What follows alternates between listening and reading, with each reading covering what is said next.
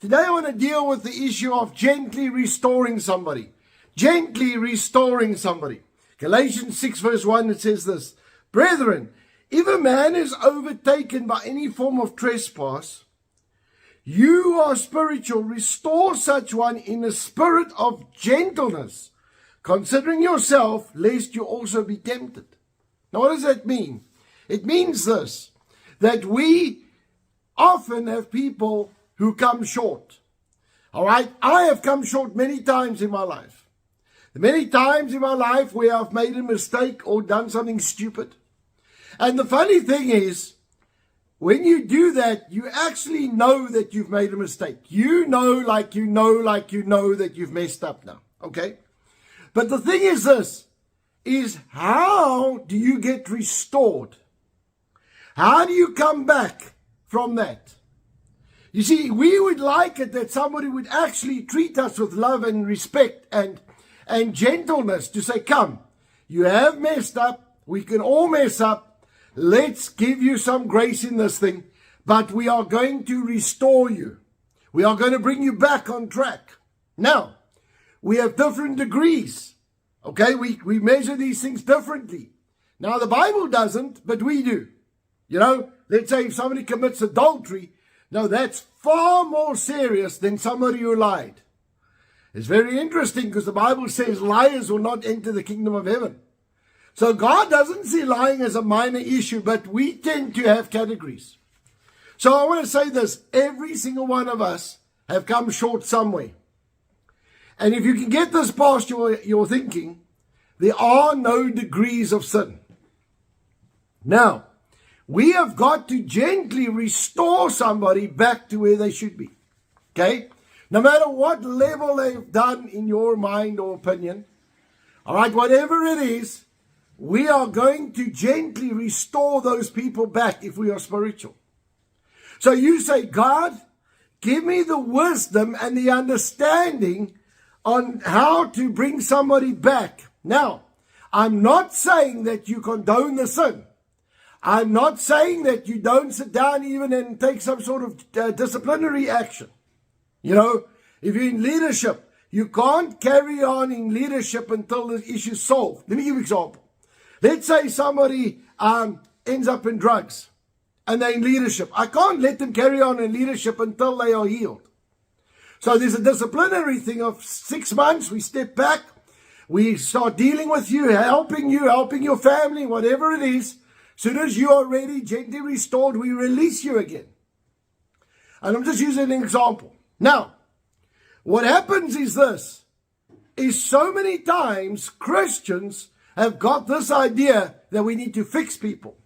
So we half rebuke them, we give them this hard time, instead of coming with a spirit of gentleness and saying, God, help me restore this person. Help me get this person back on track. Help me get this person to fulfill what you created them for. And so, no matter what level you are dealing with, okay, I'm not just talking about church leadership now. I'm talking about any Christian. No matter what level, the principle is the same. Gently restore that person back to their fullness. Now, rather than rebuke them and lose them, there are so many Christians that used to serve the Lord and don't serve God today because they got offended by the church and by the way Christians handle them. And so here Paul is clearly giving us the layout or the formula on how to handle somebody who has made a mistake. How do we deal with this? How we bring them into wholeness? How we restore them?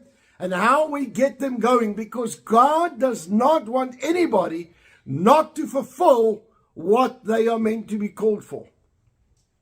Every one of us are going to go through battles. Every one of us are going to go through tests and trials. But not everybody's going to pass them. Not everybody's going to just walk through them and pass every single test. I want to tell you that I've had some tests that I've had in my heart. Took me more than 2 years to solve. So I want you to understand, every single one of us have got something. So my challenge this morning is this.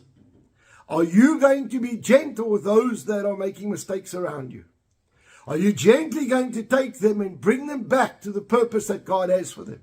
Because this is how God wants us to act. This is what God has for his body. And this is how God intended us to operate in. So, on the night that Jesus was betrayed, he took bread and broke it. And he said, this is my body that was broken for you. Take it in remembrance of me. He took the cup. He said, this is my blood that was shed for you. Take it in remembrance of me. The body of Christ was broken for our physical and emotional healing. The blood of Christ was shed for our salvation, protection, and provision. So this morning, when we come around the table, let us celebrate what Christ has done for us. But let us ask God to help us through the Holy Spirit to help those around us. Let us be gentle with those. Let us assist those. Let us bring them to the place that they need to be. Because God is busy with all of us. And God wants us to come into the fullness that he has for us. He wants us to walk in the blessing that he has for us. But he also wants it for that person who has made a mistake. Let's pray. Father, I ask you right now to forgive us of any wrongdoing, any wrong thought, action, motive, intention, or motive. But Lord, I pray right now in the name of Jesus Christ that you are going to help each one of us.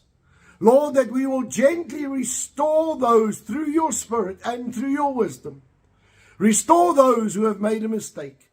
Father, I thank you that you've been gentle with us. But Lord, I pray right now that we will grow up. And Lord, that we will operate in maturity. And Lord, that we will do what you've called us to do. And that we will help, assist, and let each and every one come to the fullness that you created them for. In Jesus' mighty name. And everybody said, amen and amen. All right, folks, I want to just say that as we take on these elements right now, let us ask God to release the power of God so that we can operate on new levels in the Spirit. In Jesus' name. Amen. Let's partake together.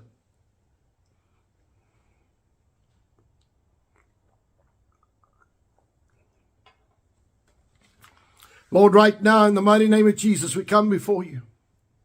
And Lord, I just release the anointing of God over our physical bodies in Jesus' name. Lord, I thank you that by your stripes we were healed. And Lord, I thank you that the Spirit of God that dwells in us quicken our mortal bodies. I thank you, Lord, that in the mighty name of Jesus, our bodies walk in divine health in Jesus' name.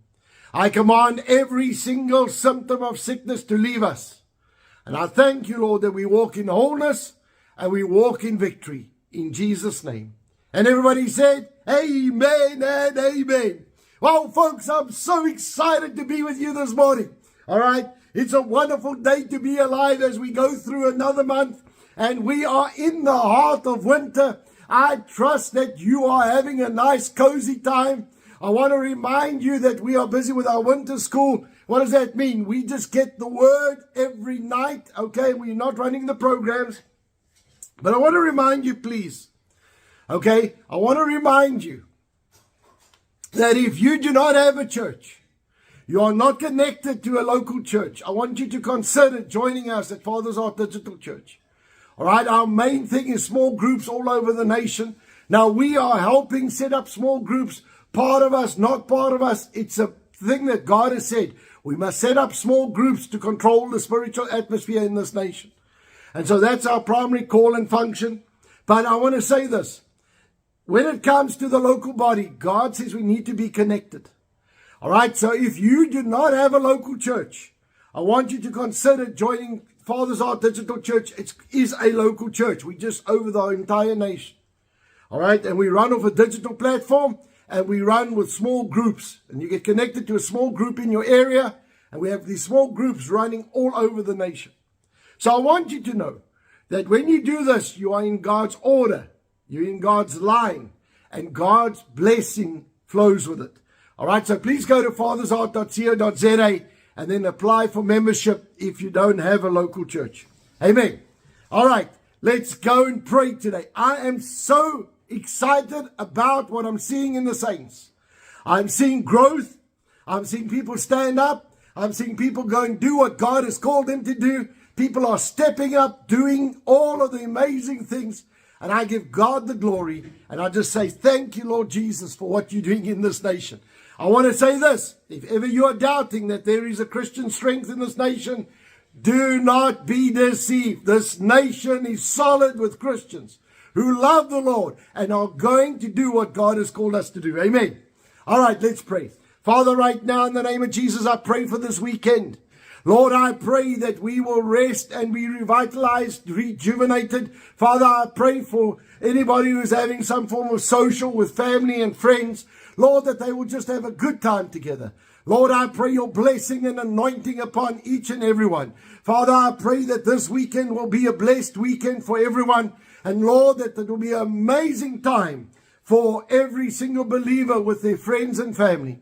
But Lord, right now in the name of Jesus, I pray for our economy in our nation.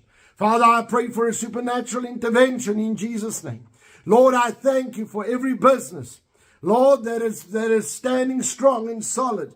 And every believer that is busy restricting the evil works and building the altars in the companies. Lord, I thank you that our nation is blessed and prosperous in the name of Jesus Christ. And Lord, that our businesses have supernatural deals, divine connections, supernatural contracts coming in Jesus' name.